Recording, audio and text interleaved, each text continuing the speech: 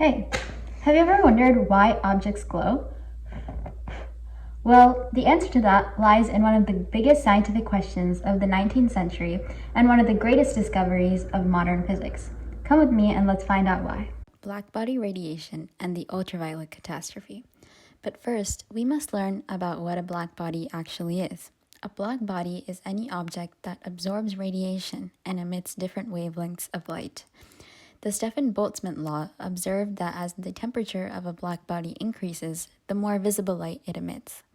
For example, think about burning embers in your fireplace or a piece of heated metal.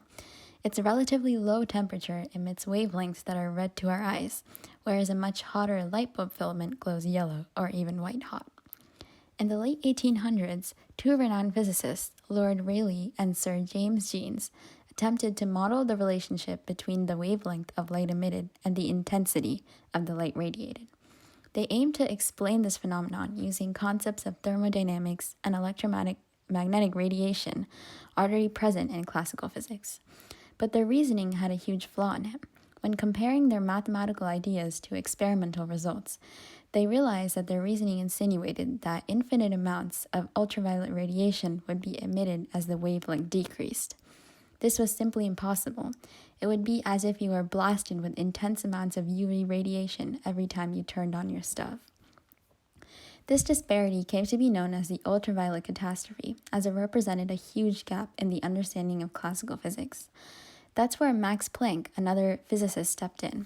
While attempting to solve an entirely different problem, Planck theorized that rather than energy increasing in gradients, it could only increase in steps with discrete values. He called these values quanta, which are like little separate packets of energy at set values.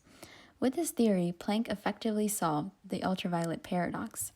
By understanding that the radiation could only increase in discrete quantities, the experimental math and the theoretical solutions matched. However, his ideas had implications for physics as a whole. By defining quanta, the idea of quantum mechanics was introduced to the world.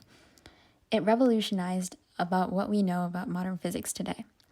Using the concept of discrete levels of energy, important concepts such as wave-particle duality and electron clouds became fundamental discoveries. Planck's ideas were so outlandish he didn't believe them himself, but his ideas paved the path for modern physics as we know it today.